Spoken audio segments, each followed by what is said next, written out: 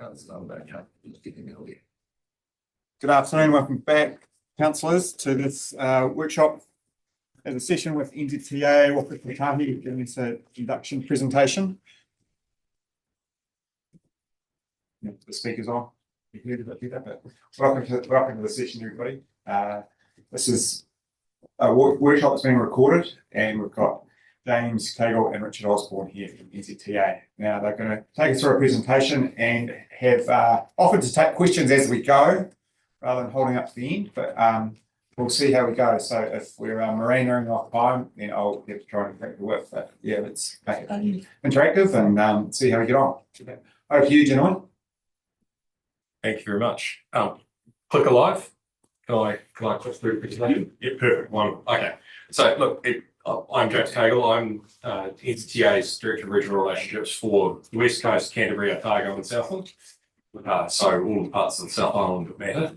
And with me today is Richard Osborne. He's our same area Regional Manager for System Design. So takes charge of effectively the forward view of everything in our program coming towards implementation once either ourselves or councils move into actually building things. It moves on to a different part of our agency, but Richard's here today largely because the sorts of questions I hope you may have, always surprise me, genuinely usually fall in Richard's territory. We've got now conscious. I've done lots of these over the years and lots of these this cycle. An hour can be a long time, or it can be an extremely short time, depending on what questions come up.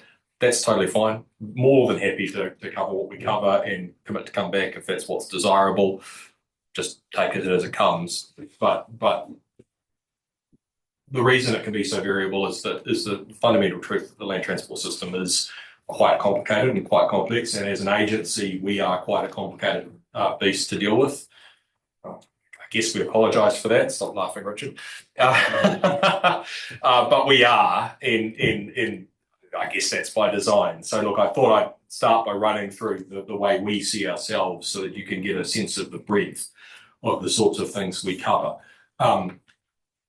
Easiest thing to do is, if you can see it, the screens are a little small and the writing is a little small, but nonetheless, the graphic on the right really lays out the way we think about our functions, both the statutory and non-statutory functions. And so starting at the top, we are the land transport systems planner. We're not the only agency engaging in planning in the system, but we do try to pull all of those aspirations and plans together, and we hold a 30-year picture of the demand or the requirements of the land transport system. We are just in the process of updating that plan.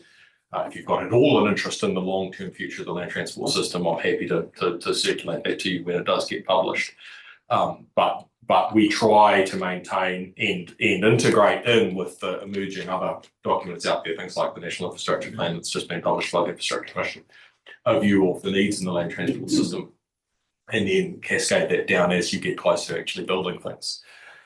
We are fairly obviously an investor, and that's usually the way people first, and councils first think of us and encounter us, because of the money flow that flows from central government into local and regional projects. I'll come back to the regulatory function because it's a bit complicated in the next slide, but we are a regulator of the land transport system. A lot of councils have had to deal with that function in recent years as we've grappled with changes to the way speed is managed on roads. It's not the only part of the regulatory system that we focus on, but our regulatory function comes in and out of focus depending on, frankly, what's going on in the system, or whether there's a piece of regulatory change underway. It's very easy, though, to forget that it's there until suddenly it's demanding change. We are a deliverer of very large capital projects on behalf of the Crown, and most obviously in the state highway space, because that's the asset we manage, which is the function below that. But we also sometimes end up delivering large capital projects on behalf of other entities within the system. And for example, right now we're busy working with Ashburton District Council in Canterbury to deliver a project in partnership with them, because they have no expertise in the sorts of projects that we do on a regular basis, because they come along so infrequently for a council the size of Ashburton, whereas it's very regular activity for us. And lastly, it's not a statutory function, but we are trying in recent times to focus more on customer engagement and how we deal with people in the manner of a customer, whether that is treating you as a customer when you are using the state highway network and the sort of disruption that we can pose to you when things go wrong, or dealing with us to do things like renew driver's licenses or those sorts of things. We are trying to beef up our commitment to customer expectations so that we can be clear about what you should be able to expect from us on any given service, because frankly, we have been deeply unclear about that in the past. And that can be quite challenging when suddenly something is disrupted and you don't know where you stand or what you should expect from us in terms of timely response. Just pulling in on our regulatory role, as I said, we regulate pretty much the entire land transport system, and that's the way we cut it. So we regulate drivers, we regulate driver entry into the system through the graduated driver license system, and we've got some changes coming to that. We regulate driver behaviour within the system. We regulate vehicles, and a subset of that is the regulations for commercial transport, commercial vehicles in the system. We are the rail safety regulator, which comes as a surprise for many, but whether that's Kiwi Rail's large freight operations, or it's the large public transport operations in Wellington and Auckland, or it's frankly things like tourist trains. If you're operating a train on the New Zealand network, we are the safety regulator. We don't regulate necessarily other aspects of the way they conduct business, but we are their safety regulator. And lastly, we regulate the road network, including regulating ourselves as the provider of the state highway system. Sorry, James, just one question. Sure. Just popped up from Kate, just asking, are you a regulator for cableways? And I think I could possibly answer that because there's a separate standard, New Zealand operational standards for cableways and that sort of stuff. I think that is exactly the right way to answer that. The short answer is no, not in the same way that those other functions fall out.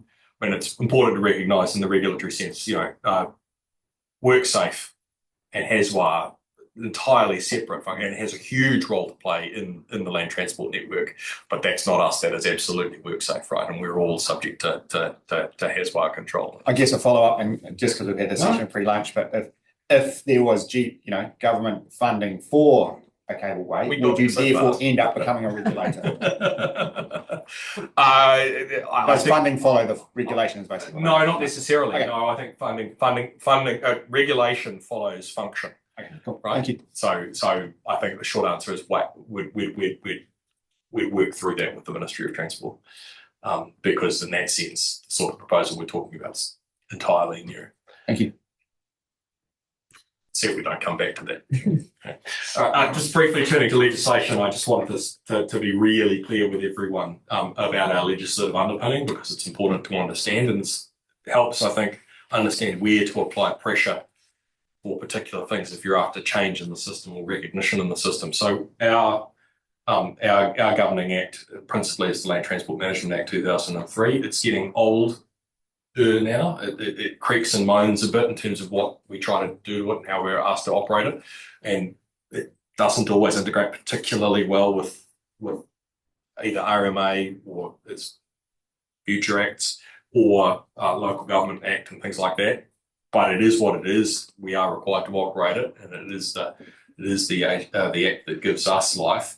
And under that, we are a Crown entity, and in particular, as a Crown entity, we are the type of Crown entity that is a Crown agent. So in the spectrum of Crown entities, we're the closest to government. So we're not a ministry or a department.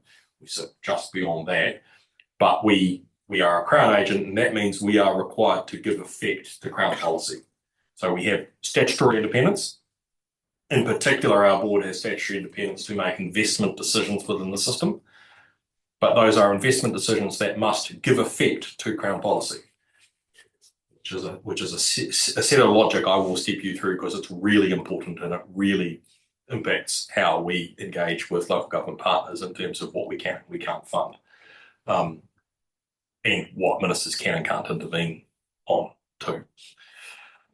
So the usual expression for Crown policy is the government policy statement on land transport. It's up on the screen. It's what I've got in my hand. It's like long-term plans. It's a 10-year document, but really the most important bit is the fact that actually it gets updated about every 3 years. The current one is the operative government policy statement. It was issued by Simeon Brown about 6 months after he became Transport Minister after the last election. The current Minister of Transport, Chris Bishop, is busy drafting the next version. I would expect you to be able to see for public, a draft for public consultation by mid-year.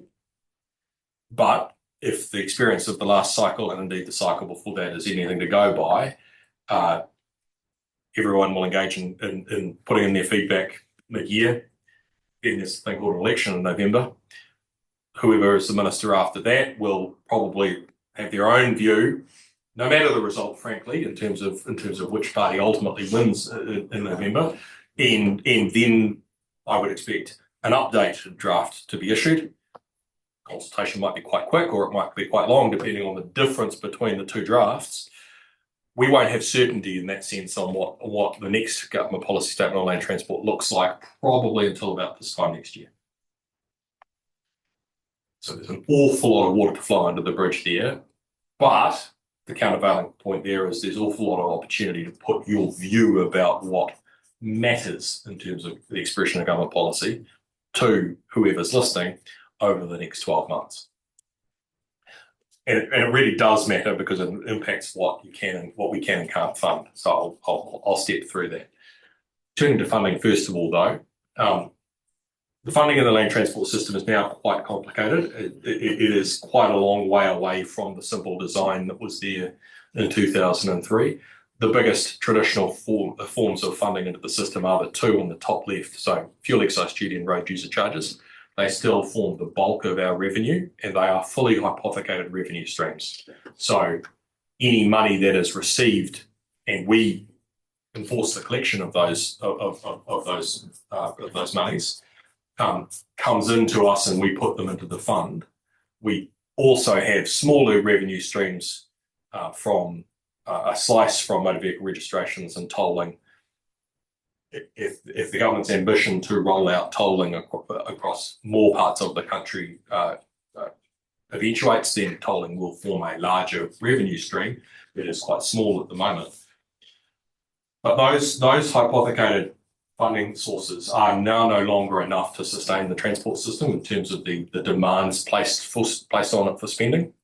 And so the next two sources of revenue along the bottom are increasingly important, and they form about 25% of the revenue that we spend over a 3-year cycle, and that's Crown borrowing or Crown appropriations. A simple way to tell the difference is appropriations don't have to be paid back by us. Borrowings do, and they therefore are a call on future revenue, and so they undermine the future available revenue for other spending at a later date. In the last 6 years, the Crown has engaged in the mix of the two. Sometimes they've agreed to appropriations that, usefully top up the fund, and sometimes it's a form of borrowing, which is a call on future revenue. I don't want to skip past, though, the role local government revenue or expenditure in the system plays by way of rates. The local contribution to the system is significant, and it certainly wouldn't be possible to power the amount of activity we have in the land transport system without contribution from local ratepayers. Oh, sorry, one last point on revenue, though. While we collect fuel excise duty and road user charges and vehicle registrations, we don't set the price of those. You can see live debate in the last 48 hours over what should or shouldn't happen to fuel excise duty given the cost of fuel right now. That is a decision for ministers and ultimately for Parliament. It's set by statute. All we can do as an agency is collect that revenue, but we certainly advise on what we think would be an appropriate revenue level for the system, but we don't determine what that is. We're simply the receivers of that revenue.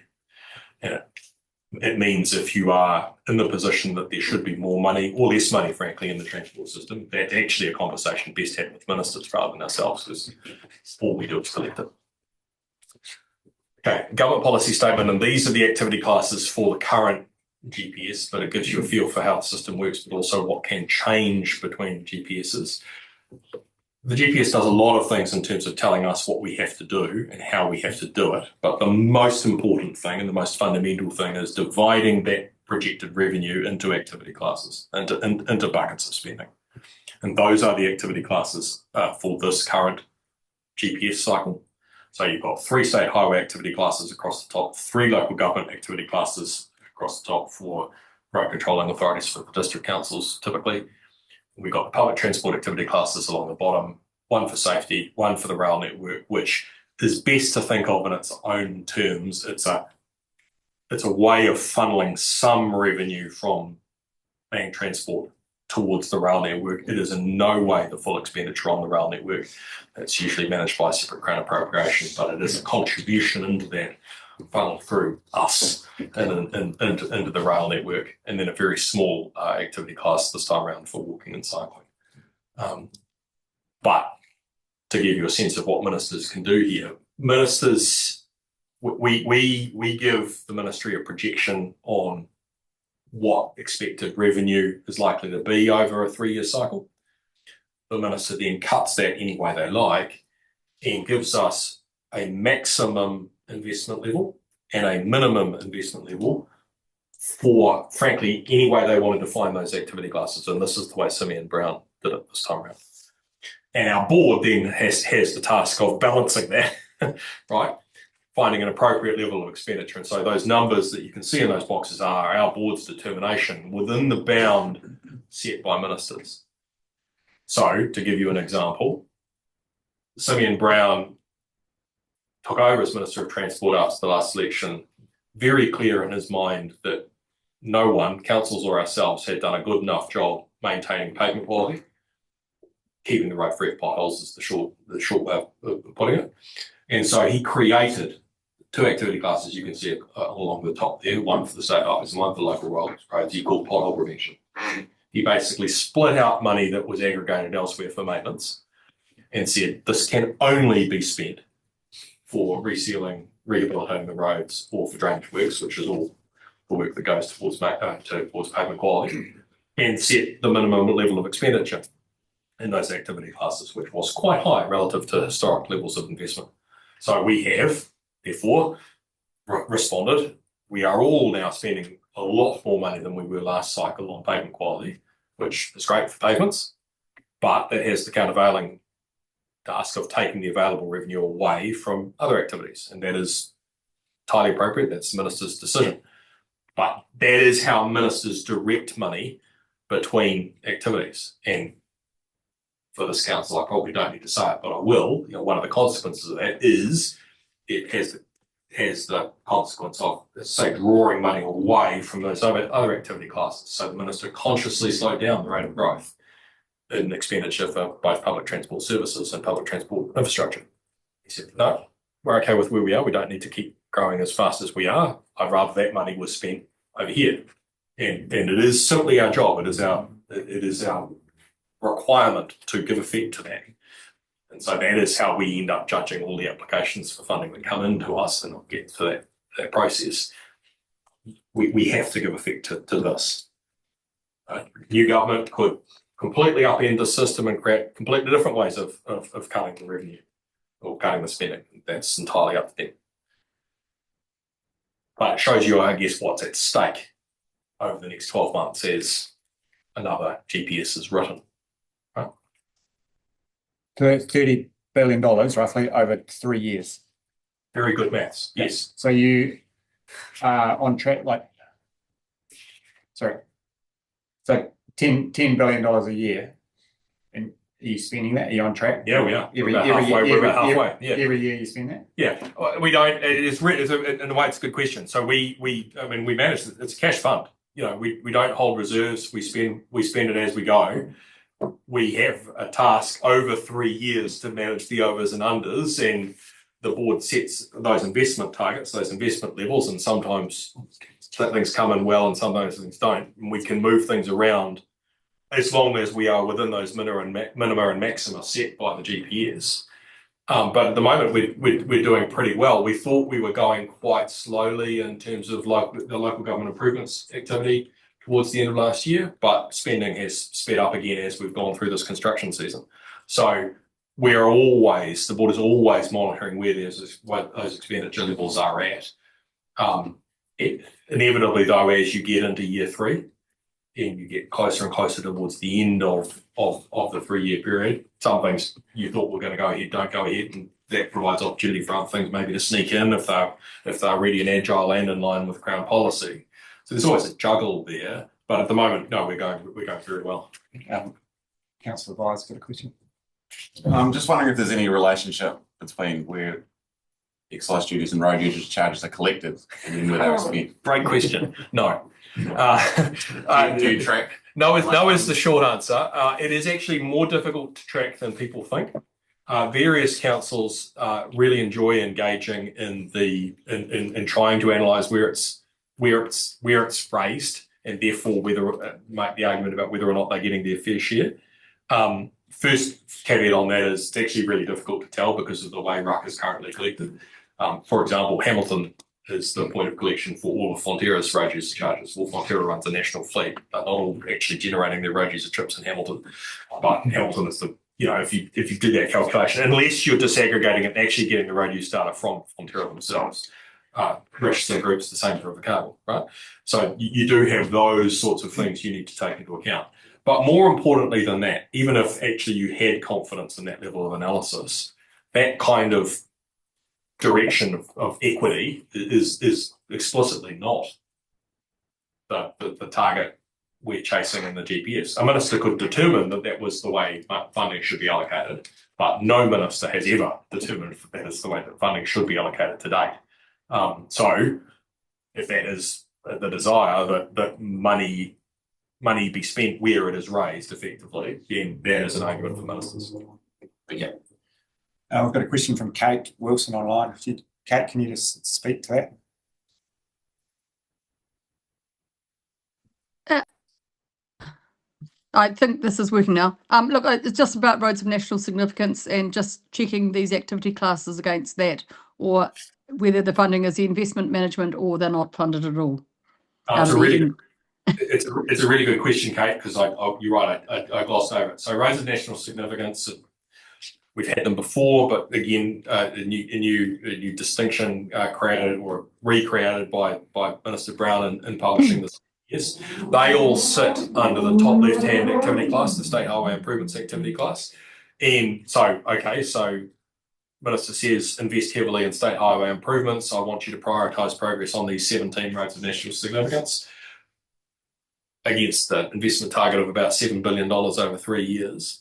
That is the vast bulk of the activity in that activity class for 3 years, which is to say, if you've had desires, or we had desires for state highway activity outside of those roads of national significance within that 3-year period, there is very little money left to do that, because the explicit instruction of the GPS is move as fast as you can delivering these roads of national significance. Now, the second part of your question, Kate, was about whether they're all funded.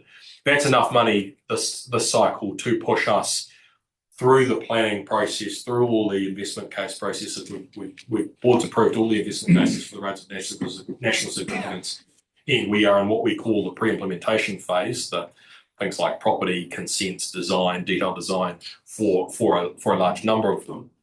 But no, in no way does it fund fully the roads of national significance through construction. That is a challenge for ministers currently and for future GPSs.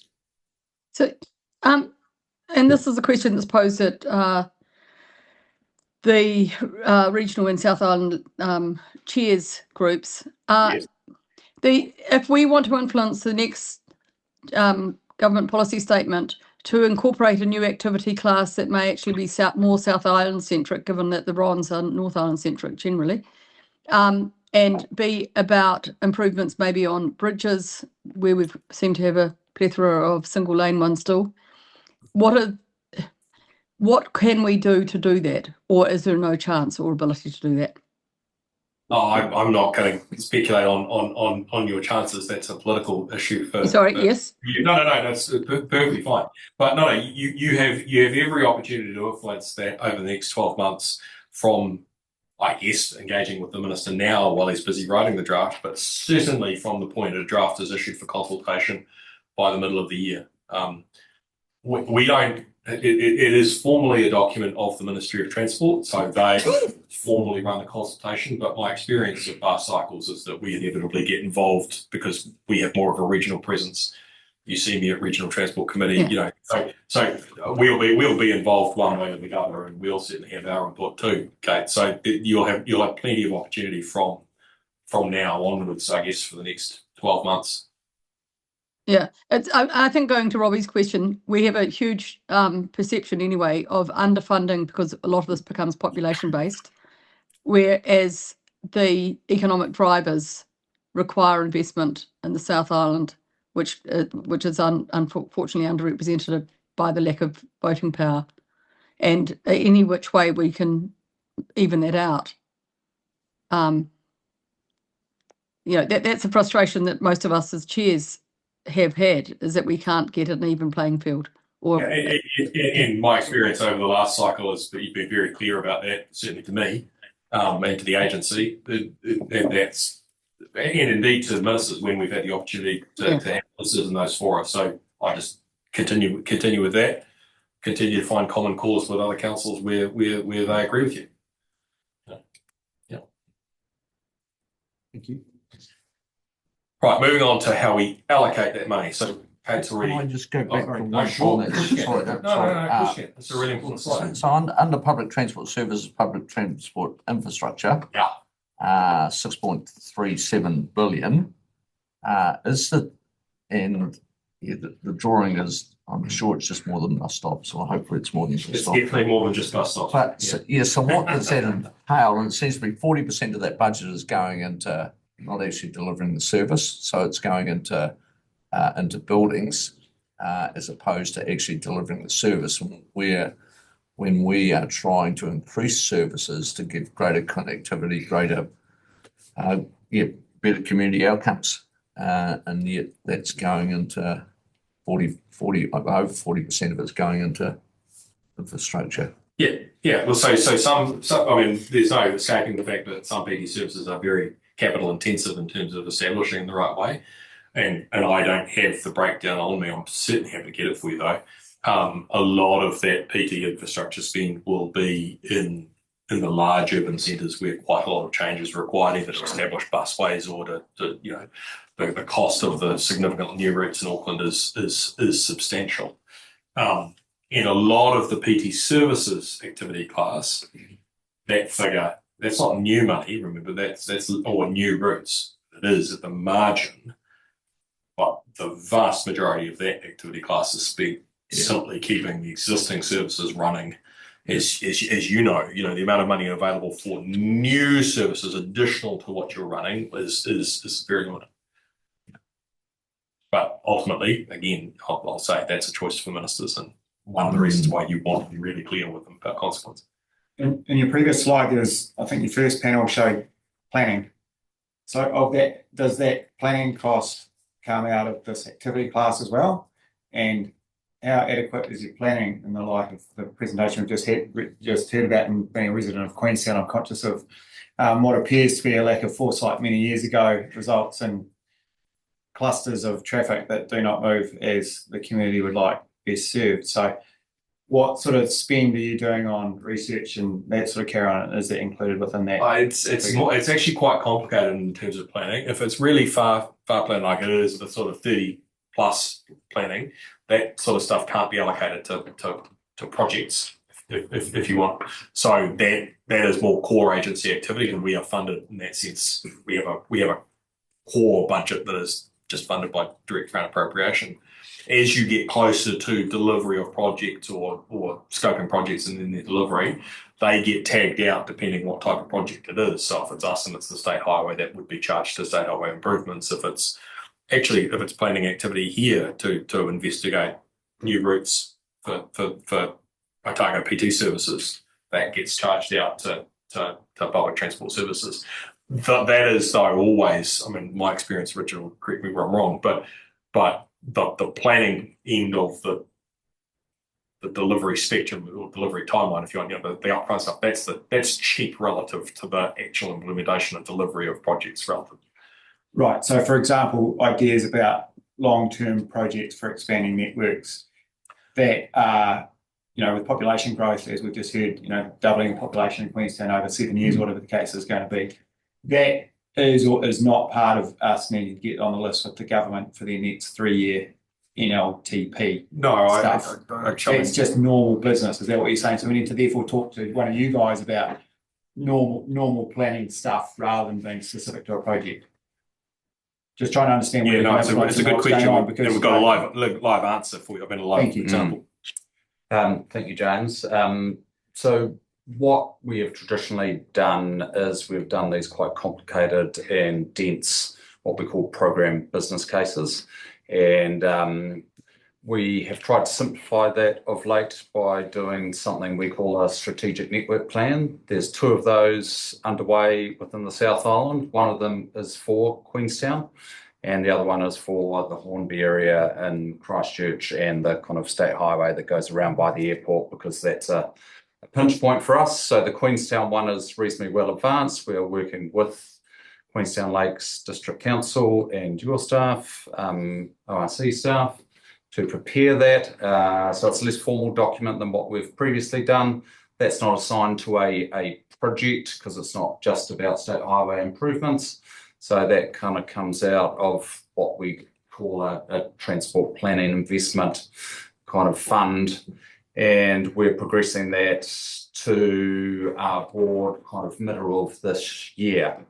So that's the kind of trajectory that is on, and that will build on previous work that both you have done in terms of your PT services business case, and that we have done previously in terms of the Queenstown transport business case. So it's not new, it's really building on work that's previously been done there.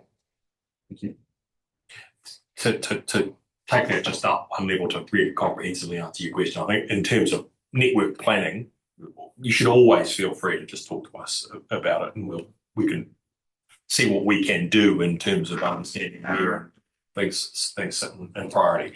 If we're down a layer below that into specific project desires and particular outcomes, that's when it really becomes critical about what is possible within a particular GPS cycle. Which does get me to that cycle and how we operationalise it. So you guys will be busy building your long-term plan as you do under the LGA, scoping out what you think your ambition, but also your appetite and ability for the next 10 years looks like. We're doing the same for the state highway. I'll come to that in a second.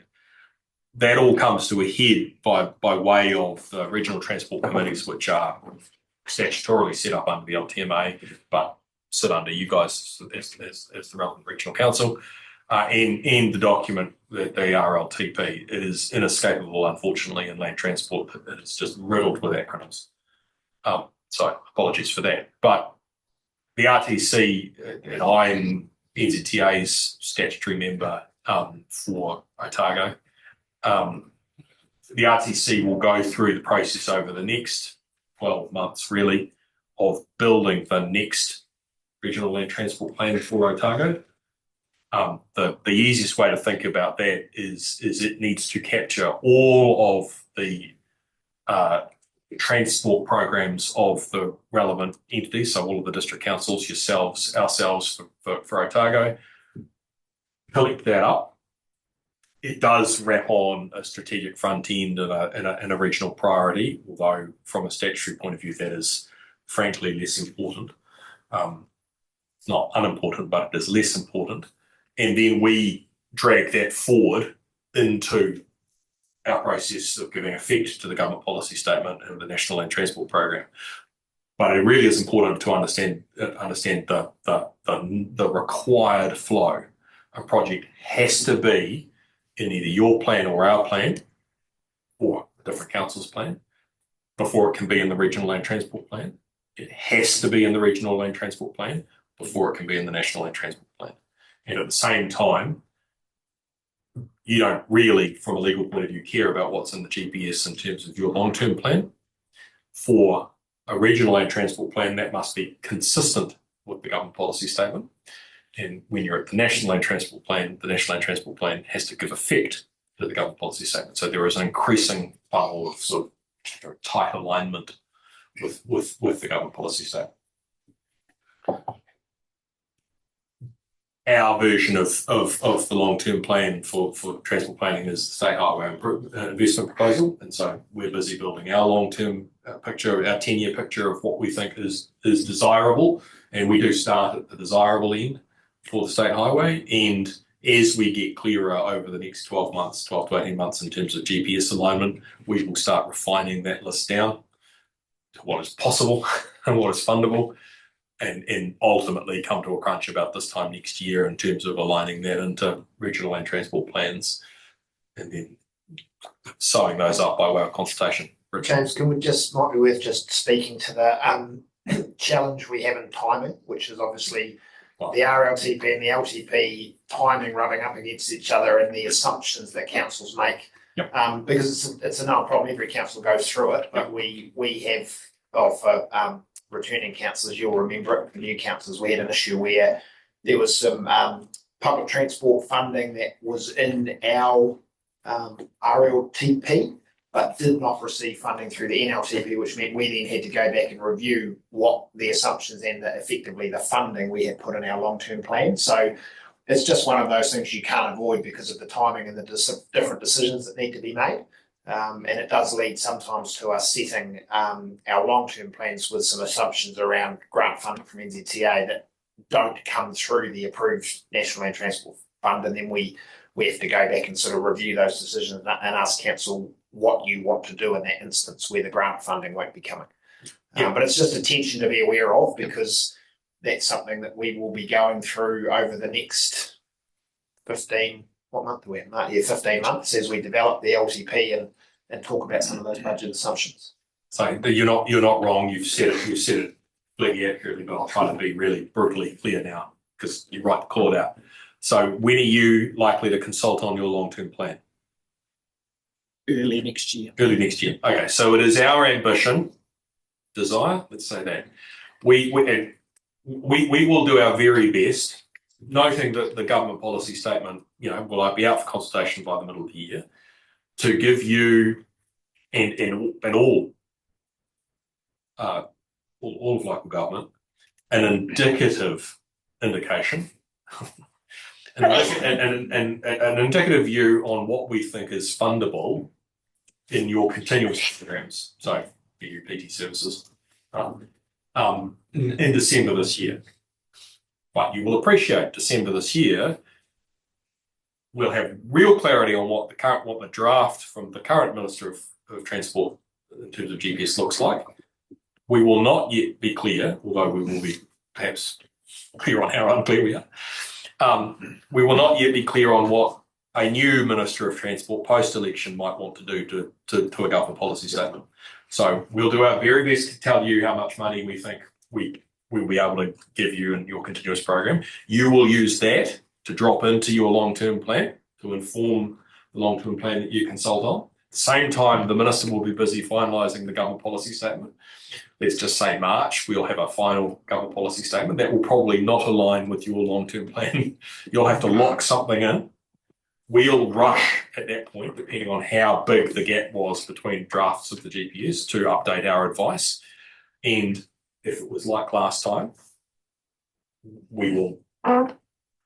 last time we pulled back substantially because we had to. That was the direction of the government policy statement. You are left exposed on your long-term plan, and really the only option at that point for local government is amendment by way of your annual plan. And that's annoying, and it's very annoying and frustrating for communities who have just closed their long-term plan to realise the situation's changed. But that is why we have annual plan cycles to update things. And there isn't, and look, local government is very clear with central government about that misalignment. It has been for some cycles. But I'm not sure that there is an ability, given that we're all subject to 3-year election cycles, to move the transport planning cycle in a different direction unless you abandoned the requirement that I laid out before, that is to say, in order to make it into the land transport funding system, at the moment, the law requires the funding commitment from a council. So you have to back a project in your long-term plan before we can consider co-funding for it.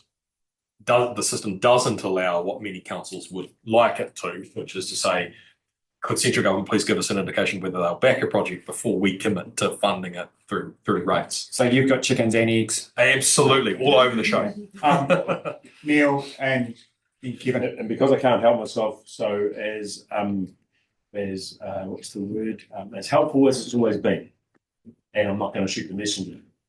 Yeah, it's a really tough cycle because they're two different cycles just bashing up against each other, right? Yeah. No one listening. And look, genuinely made worse when the swing between government policy statements is strong, as it was last time. If it's just at the margin, okay, we all cope. But when the policy direction swings as far as it did last time round, that leaves everyone exposed. I'm sure you've had the same feedback from other councils. Oh, every time. Yeah. I just didn't want to disappoint you, but not doing it. Thank you. Appreciate it. Councillor Malcolm. Yeah, so is the answer then not to change your cycle to be mid-term as opposed to an end of a political term? That might be one approach, but that would be a profound change to the cycle. And that's It's called simplifying local government. We're just going through it at the moment. I'll simply defer. Sorry about that. That's a decision for ministers to amend the legislation. Shot from both sides. And I know we've just come off an efficiency workshop as well. Yeah, I did know that. We've We've got a question from Kate online, which she asked, if cableways assist state highway issues, can NZTA add them or embrace them in the SHIP model? No. Thank you. It's not the answer you wanted. Thank you. No, in the sense that the SHIP is absolutely simply about state highway improvements, right? It's not about cross-subsidising other activities to benefit. But that would surely improve the functionality of the highway if there's less people using it. Perhaps, but that's not the way that the activity applies. So can I just ask a question? Perhaps. Yes. Okay. So there is no way a different form of transport could ever be a state highway, is what you're saying? Not under the current legislation. Yeah. Challenge. That's a challenge. That's Isn't Picton Ferry, isn't that a state highway, part of the state highway? Yeah, there's a pirate, that's part of the state highway. Legally, it's State Highway 1N and State Highway 1S, and we sort of just wave our hand vaguely at the ferries connecting them. They're not actually legally state highway. So we'll move on. Yeah, no, all good. Look, and that all builds up to this, the National Land Transport Program, which we are legally obligated just to finalise the difficulty of the timing. We must issue this by 1 September next year. We try every year to say every cycle to say we'll issue it by the middle of the year. The last couple of cycles, no chance. The change has been so extreme. There's so much work to catch up in terms of reallocating funding, recutting things. We run right up against the statutory deadline of 1 September. So, and this is the document that gives you clarity. It's not the guarantee of funding, but you cannot get funding from us unless it is in here. So it's necessary but not sufficient. And the barriers beyond that are the normal standard procurement and investment assurance barriers. This is the major hurdle for funding. So the key date in that sense, in terms of certainty for you is 1 September next year for the next National Land Transport Program. The one point I would say in terms of slightly encouraging signs in terms of alignment between our funding system and local government is that all of the signals in the current GPS and from the current minister are wanting to move us to a proper 10-year funding cycle that would align better with the 10-year long-term plans of local government than the strict 3-year funding cycle that we're really on now. It won't stop the 3+7 nature of that because that's just the nature of the political cycle, but that should give us an ability to be a bit clearer about what we think those out years look like. And because at the moment there really is a year 4 problem in our world versus your world, and it gets quite grey and quite edgy. Thank you. Just coming towards how our money comes to you. So funding assistance rates is the way we do it. It's another acronym from us, FAR, funding assistance rate. That is a subsidy rate, really primarily driven by a view of deprivation of the area that you control. So it is really about relative deprivation. There are a few other factors in there, but it is largely driven by deprivation. In a rate, those subsidies range from 51% to 75%. It says 88% on the slide. That's because Channel Islands is the 88. They sit out well outside the band. Some councils would like us to widen that band. Southland, for example, would really like us to drop the 51 lower back to 45, where it historically sat, because they think that would see, frankly, less money going to Auckland and more money therefore flowing elsewhere. It's an argument people make. That is a policy set by our board, so it is, in that sense, it is within our control. I think you should work out whether you think you would benefit from changes and advocate accordingly. But at the moment, I don't see a view within our agency of changing it. Thank you. We've got another question from Kate with regards to mass rapid transport. Do you want to enunciate that, Mr. Pack? The ordinary one.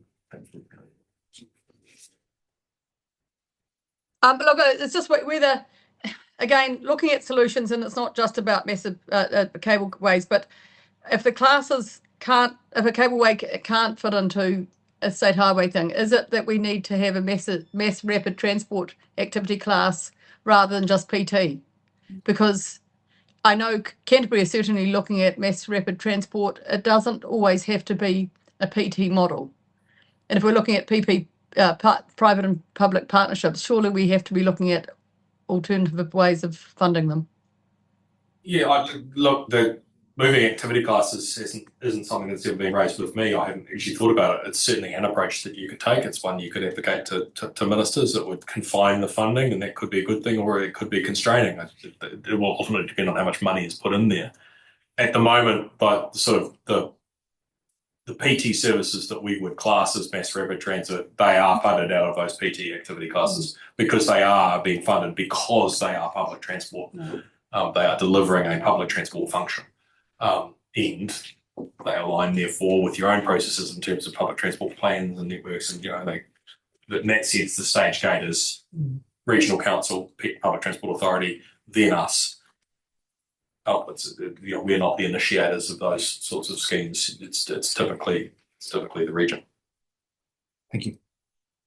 So look, I didn't want to really dwell on funding assistance rates, but to acknowledge it and also to say that the other one that pops up and is of great interest to local government, is so for regional councils, but not actually, not completely ignored, is emergency works.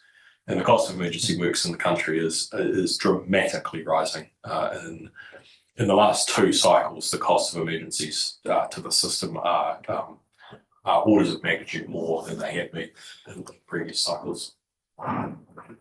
So, sorry. Yeah, no, go. So far from 51 to 88, and 88's the outlier.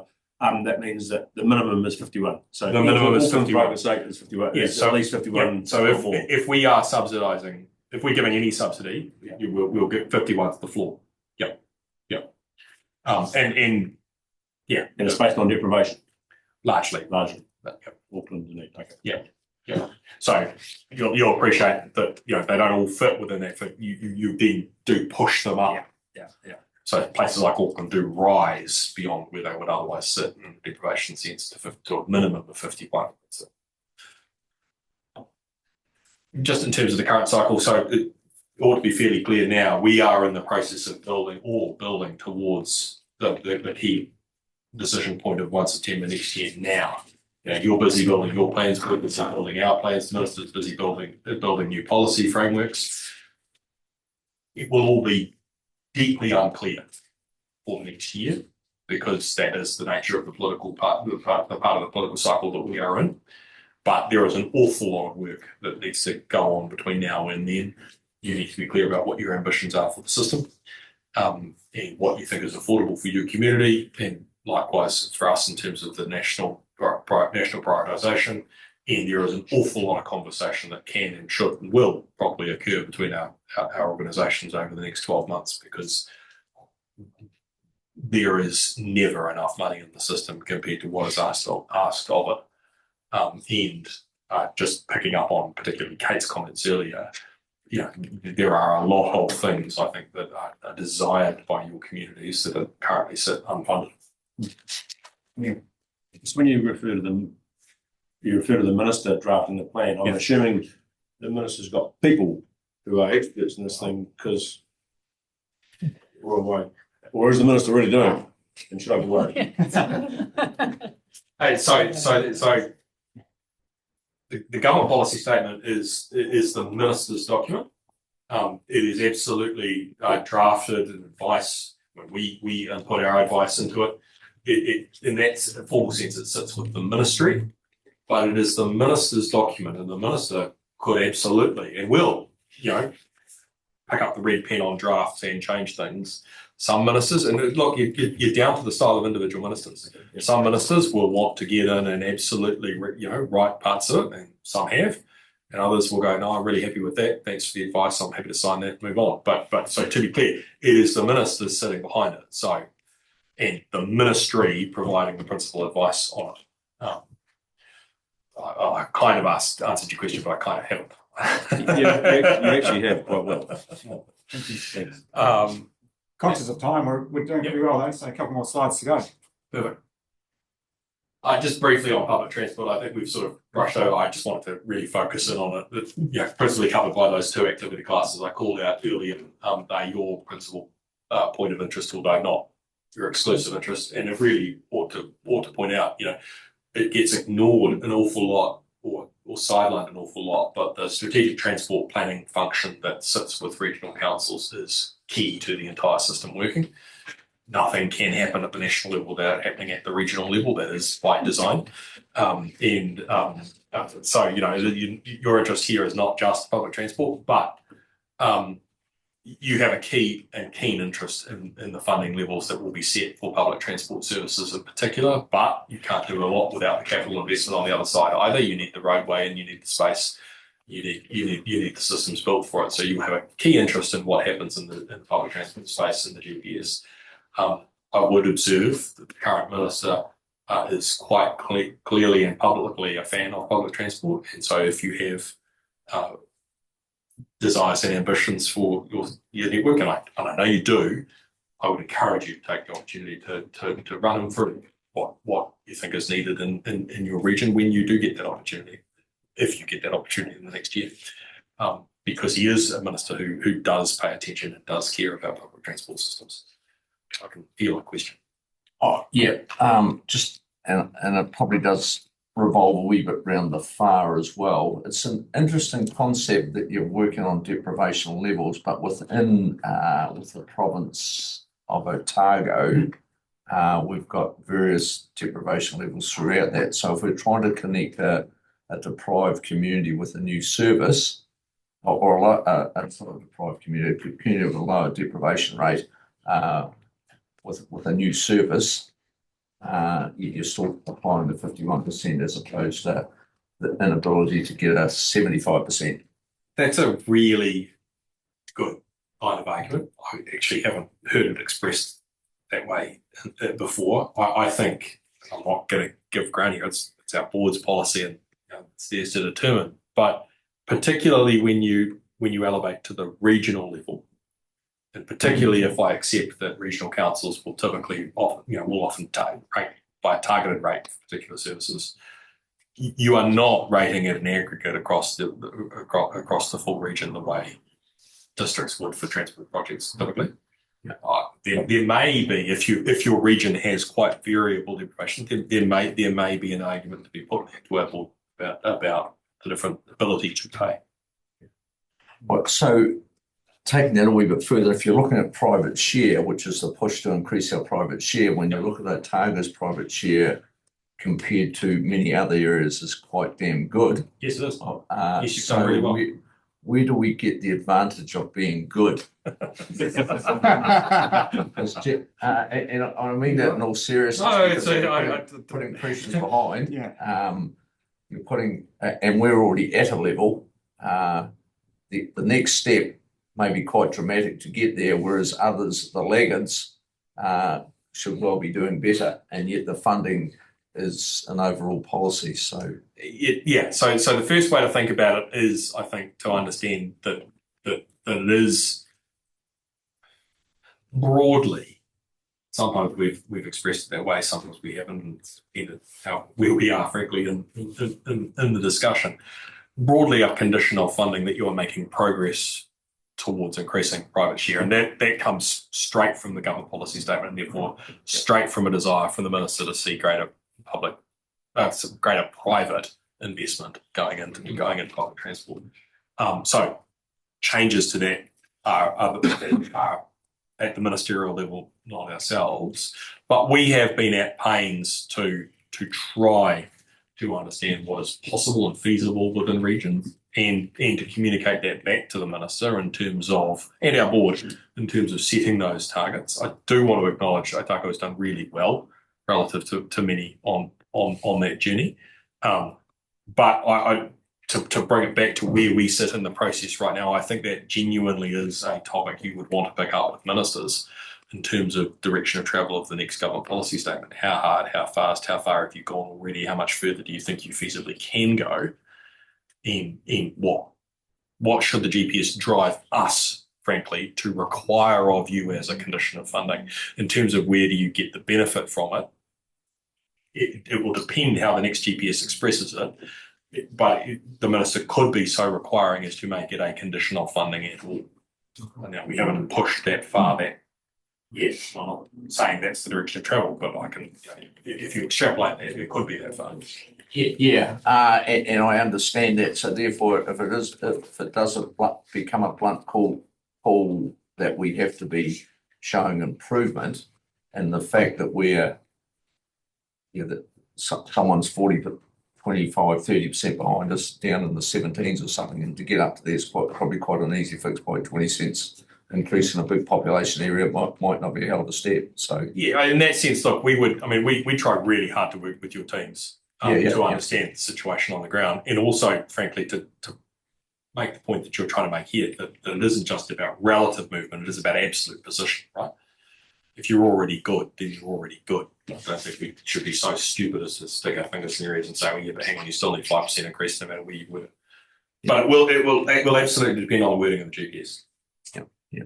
And I suppose that, sorry to share, and I realise we're running out of time to this. I need to get this one across. So the genuine restriction on new services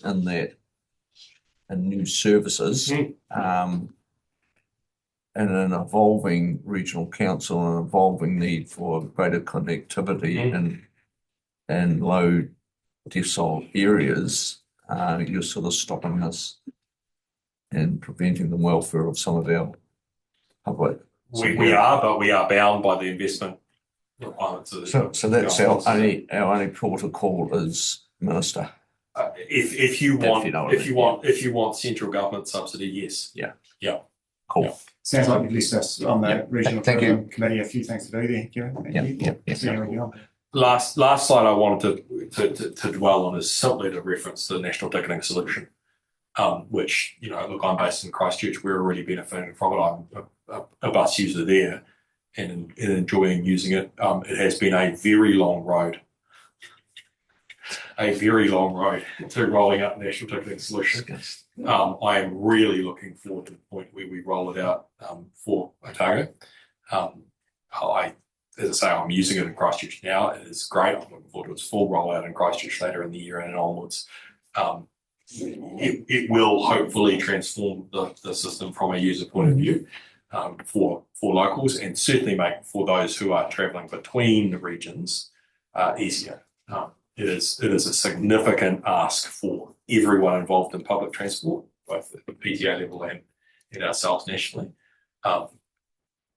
And actually, it is an example of something I haven't spoken about before in the system, and that is what we call a nationally delivered activity. So that's something that benefits the entire system. We manage it. We parcel out the cost of that by region, so it sits in all of the regional land transport plans. But it is delivered for the benefit of the whole system. Okay, look forward to it. That's all I've got. I've got a slide on Queenstown just in case questions actually typically came up on the exact project.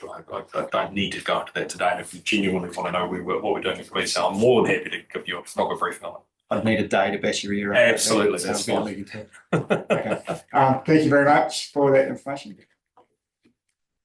Thank you. Thank you. Move on to the next workshop.